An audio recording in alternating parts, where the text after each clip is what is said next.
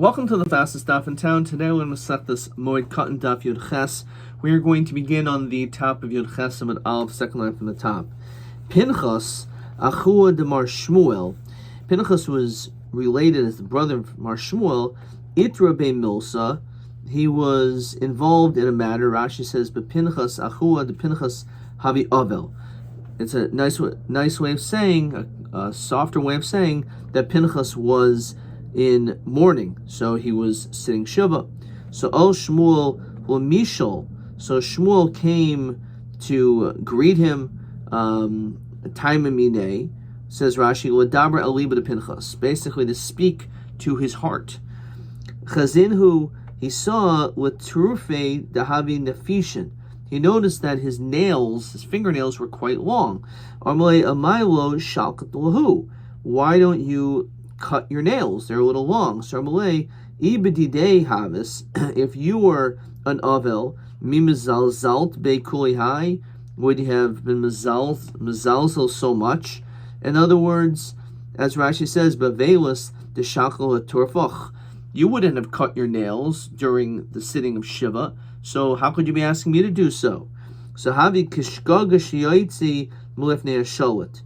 This is just like, as the pasuk says, something was b'shaygig, which comes out of someone's mouth. V'itra be milsa b'shmuel al pinchas chod l'mishal taimamine. So it just turned out that this is the conversation, as Rashi says, that even though this was a time of Avelus, it caused them to be engaged in this conversation. Shaklinhu l'turfe chavitinhu l'ape. He turned around and he threw his nails in his direction. Says Rashi, Zarkinhu miroiv kas. He was so upset that he threw his nails. Ba'ad mechanislahu the zarkin rasha. So Amalei leislach bris krusa l'svosayim. Says Rashi, Nechsib nishtach v'em neshuv aleichem v'chein havi the chazur tervaihu. Basically, he was surprised that he would have done such a thing of throwing his nails. The Yomi Rabbi Yochanan Manayin Shebris Krusa L'Safosayim Shenem Rabbi Yomer Abraham El Narav Shivulachem Poim Achamor. Regarding the Kedis Yitzchak, he told the people that were with him, including his servant, to stay with the donkey. And even Narnilchad Koi, and I and my son Yitzchak will go to the mountain. We're going to go and we'll bow down, we'll do our service, and we'll come back. And it turned out that, in fact, that's what happened. They actually did come back. Now, even though it's true that their intention was to do the Akedah, but sometimes when you say certain things, it kind of comes out based on your words of almost like a prophecy. So v'stay milsa dehadar tavayu savrimine diyad in the regal loy. So when we're talking about this, whether or not a person is in fact allowed to cut their nails, maybe the only time it's allowed is your fingernails. Says Rashi, mutar b'mei evel mishum demoyes, because it's repulsive. The regal low, a person doesn't have the same ability or typically seeing the toenails, so therefore perhaps that's not allowed. So Amar Avanan Bar Tachlifa the Shmuel, it was very explicitly mentioned, it doesn't make a difference. You are allowed to cut your fingernails or your toenails. Amar Rav Chia Barashi Amar Rav Uvi Glunstera Aser. Now, what is a glunstera? Rashi says misparayim, which really means scissors. If you look in Taisus, Perish Ba'orach Shehu Kli Hamasukin Litel Siparnayim, which makes a little bit more sense. People don't use scissors to cut their fingernails. So the Orach in Taisus says it's referring to nail clippers. Basically something which is meyuchad for cutting the nails, that we don't do. So apparently to show some type of a shinui of sorts, that this person is in a velus. But we still matter the nails to be removed.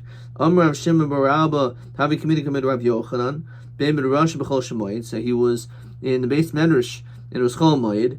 V'Shakelinhu L'Turfe L'Shine, and he was actually biting his nails with his teeth. V'zarkinhu, and then he threw them. Now, based on this, Shema Mina Tlos, we can actually derive three different things that happened upon the biting of the fingernails on Chol HaMoed with the teeth. First of all, Shema Mina Motel Litel Separnayim B'chol Shemoed. First of all, it shows you how to cut your nails just like an Avel, so too an individual on Chol HaMoed is allowed to cut his nails. Shema Mina Ein Mehem Mishum Mius. And the other thing that we derive here, it is not mius. Rashi says, midishakole b'shine, the fact that he bit them with his teeth. So biting your nails, even though it may be a bad habit, but nonetheless, it's not considered to be a davar mius, and therefore it's not like a lack of derech eretz or etiquette. Shema mina mutil zarkon. And also, the third thing is you're allowed to take them, instead of discarding them, you can just throw them apparently on the ground, even though people will walk on them. There's three things said about the nails. Sadik, if you bury them, then you're at Sadik. Sarfin, if you burn them, Chassid, Zark and Russia. So the question is, it says Beferish that if you throw them where people can walk, so you're considered to be a Russia. Now the idea behind this, there's obviously very deep elements of Kabbalah, which is the same element of this tumah. We wash our hands in the morning because there's an element of ruach tumah that's on our hands or on our fingernails. So obviously this is beyond the scope of our basic knowledge, but obviously there's something very connected to tumah and tahara to these nails. And therefore, certainly then, where there was high levels of sensitivity of tumah, so just to throw them and for people to walk around and to step over them was not a good thing. The notion of burning it, why that is considered to be midas chassidus, like what's the big deal? So you bury it or you burn it, because it's something that comes from your body. It's part of you. In essence, it's like part of you. So it's almost a form of like destroying something which is yours. So there's an element of not destroying that which is yours, but because they wanted to be so careful that no one would ever step on them, so this is considered why you're chassid. Because as the Gemara in Bava Kama says, someone who's a chassid is makbid and milid in the zika. He doesn't want anyone to get in danger or injured. So that's why he's considered to be a chassid. So anyway, we have a question. How can we derive, so he's not to throw them? We see before you're not allowed to. So time of my shema taber lehem isha ubara v'tapil isha b'min rashel l'shchicha. So the whole issue is because a woman could be pregnant, and again connected to spirituality. If she walks over it, it could affect the status of the child. Literally, she could have a miscarriage. But a woman is typically not found in the base medrash, so he can throw his fingernails in the base medrash. Well, sometimes sometimes they'll sweep the floor. Believe it or not, yes, they'll even sweep the floor to clean the base medrash, and then the nails will go outside, and then maybe women will walk over it there. So how's that acceptable? So your answer is kivan dishtani shtani. Once it changed, it changed. Says Rashi, Mahu duchta. Davi mikari shtani lo maski. The whole issue is where it was thrown, where it landed. But once it's moved, it no longer takes upon itself the same idea. And same power, same potency. Amar Rabbi Yehuda Amar Rav. Zugba michamasan lifnei Rabbi. So there was this pair that came from Chamasan in front of Rabbi. Umar Zutru Masti Zugbo Michamasan Lifnei Rabbi Uvikshu Mimenu Siparnaim. They asked questions regarding the dinim of nails. V'hitir lahem, and he was able to answer these questions. Ve'im Bikshu Mimenu Safa hitir lahem. And if they wanted to ask questions about the mustache, whether or not that would be allowed to also be cut, that also he would have matter. It says Rashi Kloimer, Anachazinu ladaite ishal legalea chasafa. If a person is allowed to shave his mustache, ha'imater lehem de'ein behem mishum bal tashches pasikonecha. So what this is talking about is the use of a razor, and we of course know there's an issue of bal tashches. They're not allowed to shave with a razor. That's considered a geluach sheish bo hashchasa. It's a shaving which has literally a form of destruction because it goes deeper into the skin. However, that's not by the mustache. That's what it's meaning. Shmuel Eimer af bikshu mimenu safa v'hitu lehem. Again, they actually did ask about the mustache, and they mocked. Again, not necessarily whether an avil is allowed to shave or chol moed, but as Rashi seems to imply, the kashu was regarding just stam, whether a person is allowed to use a razor for that. Okay. Shmuel Eimer af bikshu mimenu safa v'hitu lehem. Amar abitul safram mishmei deram papa. So he says as follows: Safam mizavius lezavius. So he actually monitored, even if you have literally a mustache going from corner to corner. Says Rashi, misof hapeh sof acher, from one part of the mouth all the way to the other side. Muto galech, you can shave. Shari makeves achil shtia umoyas, because it holds back the food and drink, and therefore it could get repulsive, and therefore one is allowed to shave that area. Okay, now again, l'chayra, what this is also coming to tell you is that this perhaps is talking about the heter of doing this on Chol HaMoed. So it's not so, B'pashtus is what this is referring to. Let me just see over here. I'm looking at Rabbeinu Chananel. So Rabbeinu Chananel says, V'asikna asiyas safa mizavis v'kolomer im sricha kula tikun shari of a mixasa lo. Okay. All right. Weiter. So the Gemara then continues and says, Shmuel Eimer apikshu menu safa v'hitu lehem. Okay, Amar Abitul Safa Mishmidura Papa Safa Mazavis Zavis. Amar Ami Uva Safa Hamakevas. It's referring to where it again is ma'akiv, the ability to be able to eat. So if it's making it difficult for a person to eat, then we're lenient. Amar Rav Nachman Yitzchak L'Didi Kisafa HaKevas Damili. For me, even though it may not look like it, but to me it's like it's blocking my food. The Amar Abitul Safa Mishmidura Papa Paroi Shahaya b'mei Moshe hu ama zikanu ama upar mishat koi ama v'zeres. So whether this is mamish literal, but it says that when it came to the measurement of Paro, he was only an amma tall. His beard was an amma, and parmasht koi, Rashi is a masai, which is referring to his male member, was an amma zeres, which is even larger than him himself. Those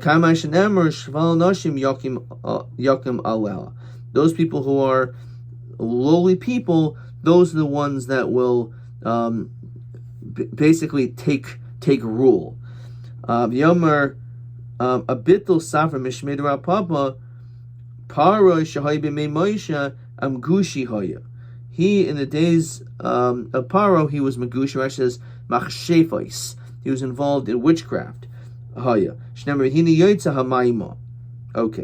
so this is actually an interesting concept that we find this concept like Paro. We know he had such a difficulty to be able to just accept the fact that Hashem wanted to take Bnei Yisrael to Mitzrayim, but he was very stubborn, and this is what's actually interestingly enough called a Napoleon complex. They say that Napoleon Bonaparte was extremely small, and that creates some type of a personality within them to compensate for their physical size. So it's very interesting that Paro also is considered to be extremely small physically.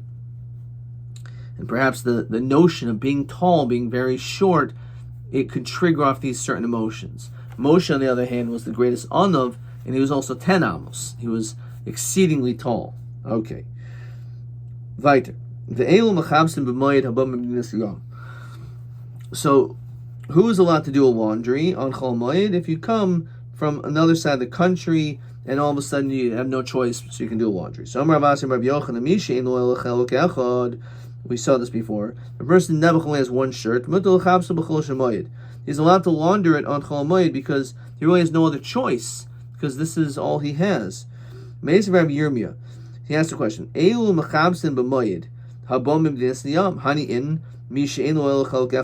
that's not one of the cases, so how could he do the laundry? Normally, Rabbi Yaakov and Rabbi Yomi asperolach masnisen avgav the isle tray. Our Mishnah is talking about these other people, even if he has two shirts. Tanfe, and it got dirty. So that's what it's referring to.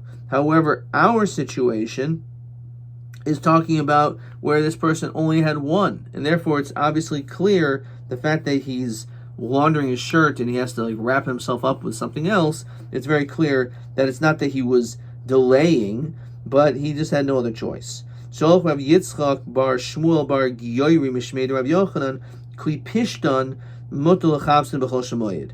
When it comes to a linen garment, you're allowed to wear that on Chol HaMoed, and this is actually question 11. And the reason why, as it says, is Mishum Dul Nafesh Terchayu. Apparently, the linen garments are easy to clean, and therefore, because of that, it's not a great level of tircha. So it's interesting, based on this pshat, that is the reason why one is allowed to wash their garments, which are made out of linen. So Mesav Rava. So Rava asked the question: Mitpachos Hayadayim, when it comes to items for your hands, says Rashi, Shemenagvin behen yadayim mishum demoyas, basically like a hand towel. Mitpachot, as we continue Chesam and Beis, for that matter, towels which are hasaparim, which are, as Rashi says over here, shel pishtan, again, it's made out of linen, but it's of a barber, hani in kli pishtan lo. Clearly, that is what's allowed, but not kli pishtan. So, Amalei Abaya. So, by the way, this Rashi, which is Shach and Amad Aleph, it says the very top. It says the loy nefesh tircha. Rashi says, as we just mentioned in question 11, the reason why kli pishtan is allowed. B'l'chayra, this is not on the list. So, Amalei Abaya mastis in the field of sharmini. When we mention the statement that you can use, you could launder hand towels and the like. That's even if it's different types of material. But this is talking about other types of garments. Just as long as it's kli pishtan, it's always allowed. Omer bar hedya udidi chazili yomashil tveria demafkile b'shichle demani kisna b'chol demoada. I saw on this location that in fact there was all this flax that was being soaked on Chol HaMoed. Masav Abaye man leimalon. Just because you saw it being done doesn't necessarily mean that it's acceptable or it's allowed. Maybe it was done so it's lav dafka is a raya in any way. Next Mishnah. So the Mishnah says as follows: the elu kaisvin b'moed. So normally a person's not supposed to write even on Chol HaMoed. However, there are exceptions. Kiddushi nashim. When it comes to Kiddushi Nashim, Rashi says, Shekastim Shtar, Hariyat Mikadesh Asli, Dishin Netzim Shtar. As the first Mishnah in Masechtas Kiddushin says, one of the ways that you can do Kiddushin is with a star. So you actually have to write those words down. So you're allowed to write those words, Hariyat Mikadesh Asli, and hand it over to a woman, and you'll be Mikadeshes with her. You'll be married to her. For that matter, not just Kiddushi Nashim, also V'gittin. A person is also allowed to write a get. Vishoyvrin and receipts. Daitiki, which Rashi says is a start sava, which is like a will. Matana, some type of a document of a gift. Upruz bulin. Rashi says shekaisev malva bishtar, that the lender writes a document sheina mishamet, that the loan on Shemitah does not end. Because there's on Shemitah something in addition to Shemitah's karka, there's Shemitah's ksafim, v'imashmad le'Shemitah. So therefore, by writing this document, which is approvable, so therefore it ends up becoming like connected to Beis Din, and therefore you can still collect your loan. And it's not an issue of loyigois. Igroi shum, says Rashi, is a letter for evaluation. Bekach shama Beis Din sadazu. So that it was assessed by the Beis Din, the value of a field. The Igros Mozoin, says Rashi, Ploini Kibel Lazun Basishto.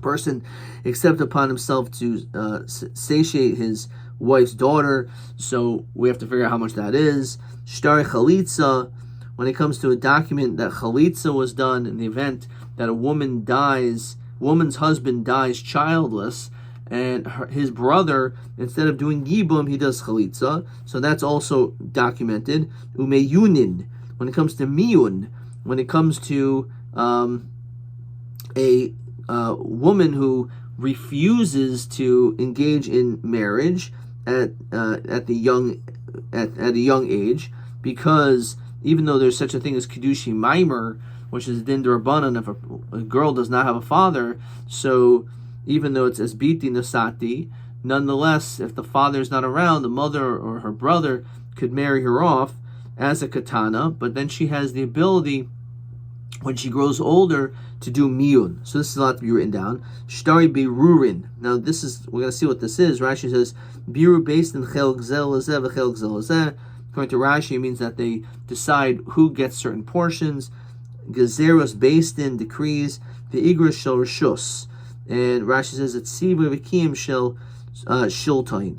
It's a document that is being written based on that of a particular authority.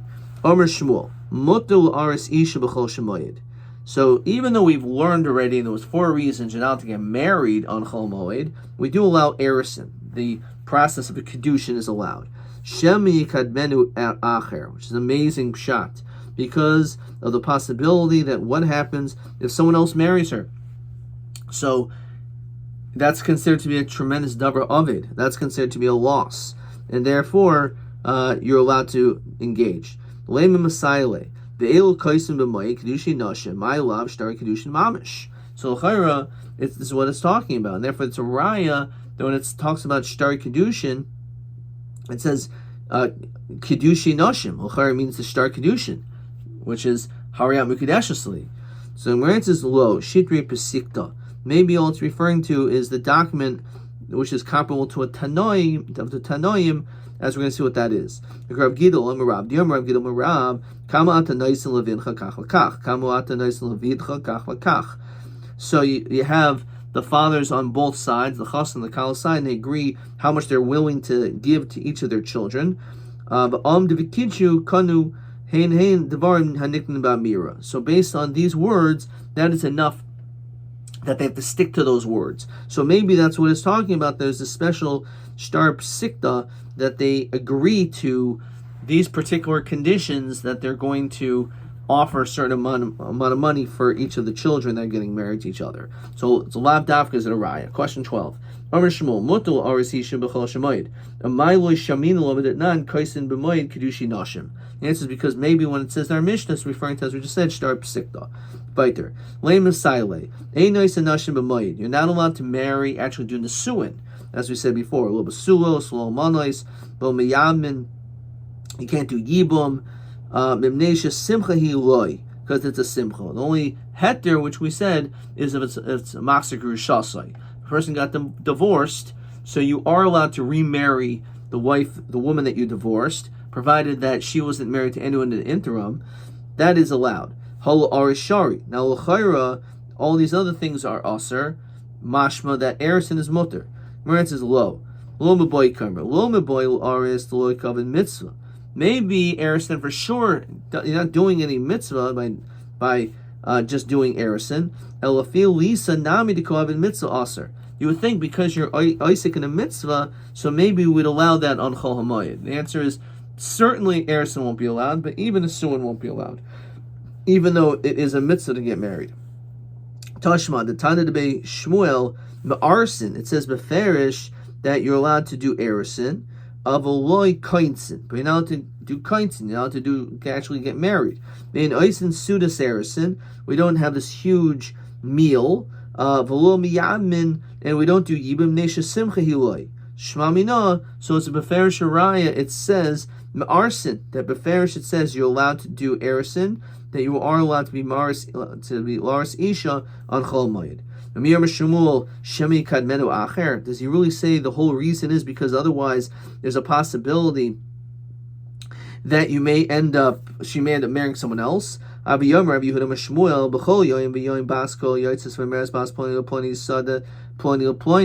been predestined who you're going to marry. You already know who you're going to be marrying. So then what's the problem? Why do you have to put forth this effort of engaging and proposing on Chol HaMoed? L'chayr, it shouldn't make any difference. It's already been predetermined even before a person was born. Maybe someone will end up coming before you and marrying her because of rachamim. What is that referring to? So l'chayr pashut pshat means is that if you just sit back and do nothing and say, okay, it's predestined, so you may never get married. You have to put forth as much hishtadlus as possible, because if someone else davens with rachamim and asks, please have compassion on me, I want to marry such and such a person, and the other person is sitting around not doing anything, so Hashem may actually listen to that tefillah and allow that person to get married. So a person shouldn't just say, okay, everything is kol b'nei shemayim, and therefore Hashem's going to end up finding my bashert. This is a clear raya that it's necessary that you have to take as much effort as possible in order to be able to find your bashert. Because even on Chol HaMoed they want you to do erison, because someone may end up maybe davening that they may want it more. They may want to marry her more, and because of that, possible that you may not end up marrying her. Very profound thought. Ki hada Rava shamalahu gavra de boy rachme. He heard there was a person who was davening to Hashem for rachmim. V'omar nizdamin li planisa. That he's destined. That in fact he's probably going to end up marrying this person. Says Rashi, Omar ilum minatzva. If he doesn't get married, o ihi tomus. He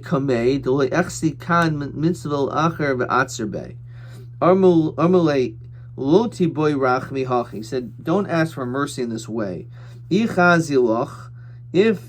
it's a shidduch and she's fit for you, she won't go away from you. If not, it's kind of like you're being kaifer Hashem's will, says Rashi. Again, he said, "O ihu atzma yomos mikmei deninsava ihi leidach lahachi maaris b'moed shli kadmenu acher barachmim shetamos he," which is an unbelievable thing. Basar hachi shaman nekaimer o ihu limois mikama, or let him die before her. O ihi tomos mikamei. This is what it's saying in Rashi. Or let him die, or let her die before him. This is not how you're supposed to be davening in such a way. So let's flesh through this Rashi one more time. Omar, he said like this: if I don't marry this girl, o ihi tomos, either she'll die mikami, from before me. I don't want to see her marrying someone else. It'll cause me such pain. O ihu, he said, atzmo yomos, let me die. Mikmei de nitzava ihi leidach, before she marries someone else. Lahachi me'ares b'mayid, so you can do the engagement. Shloi kadmenu acher, so no one else should come. Barachmim shetamos he, that they should pray that she should die, which is an unbelievable thing. Again, that's an unbelievable Rashi. So basically, the whole issue is that we're concerned that perhaps someone is going to end up coming along and praying that if she doesn't marry me, I should die before I should see someone else marrying her, or let her die, which is, again, obviously an unfortunate way of thinking. Taisus also mentions an important point. Tamali amai lo mishani lo habazug sheni habazug rishon. The mishani perik sheni. It's normally we end up answering when it comes. It's the difference between zug rishon and zug sheni.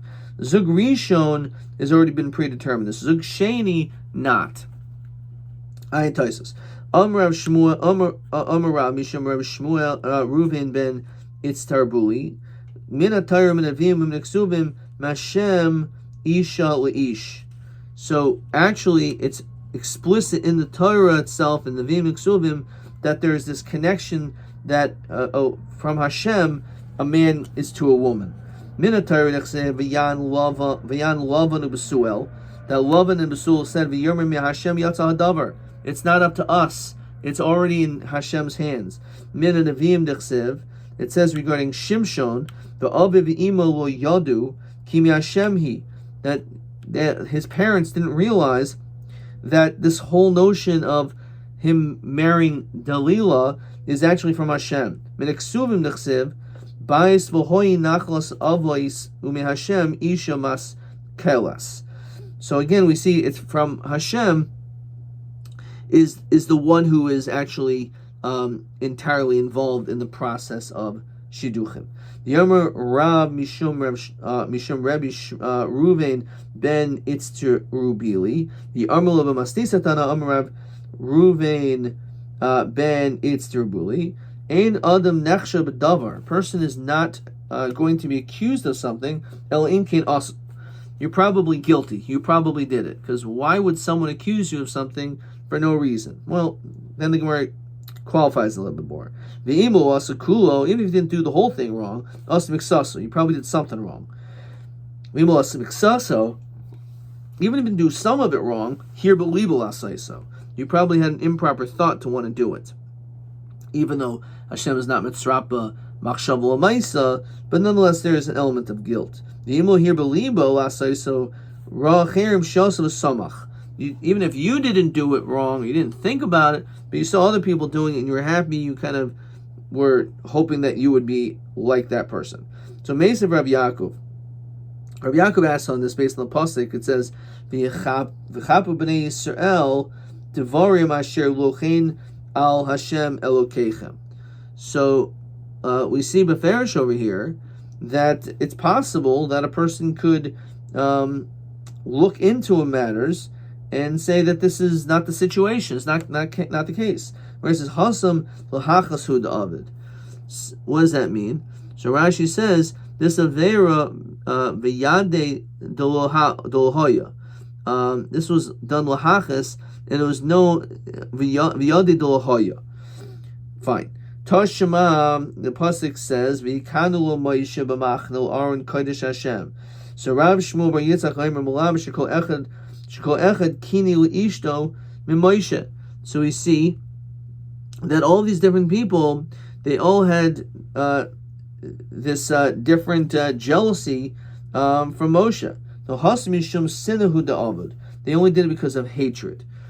So it's not that he actually should be accused of anything, but they had negative feelings. Tashma Amrav Yosi Yehi Chelki, be my portion im Mi that a person who's chayshin on something and it didn't actually happen. But there was a time that I was accused of something that didn't happen. Lokasha. Haba called the pasik, haba called the loy pasik. It depends if it's a kol the pasik. Says Rashi, lo hayabe.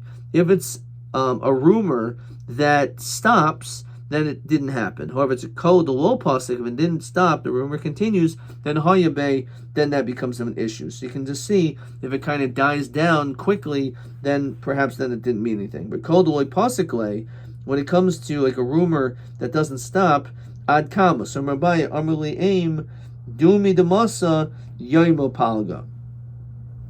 Says Rashi, Dumi, which is it says chashad kamoi lo yisa bas duma. So he says it's a day and a half. It's only that you didn't. There was no stopping in between of a pasuk beni veni. If there was a stop in this rumor leislan ba, then it doesn't mean anything. Amr leislan ba.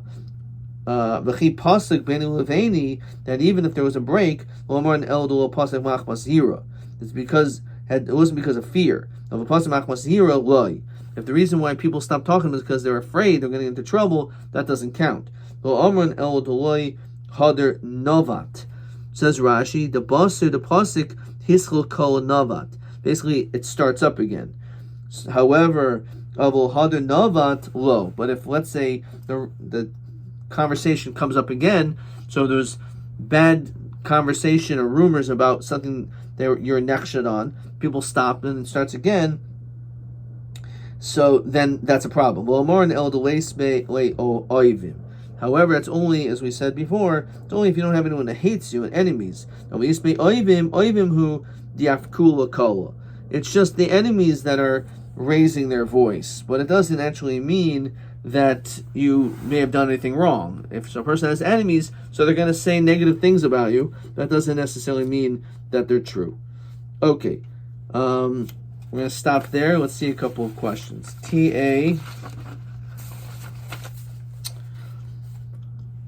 8. Elu kelum shor lechabsim b'chol shemoyin. Just ask for 4 answers. So mat b'chos yadayim, mat b'chos asfarim. So we said this like hand cloths or these cloths for that barbers use. Mit pachlis hasfog, which I'm not sure where we saw that.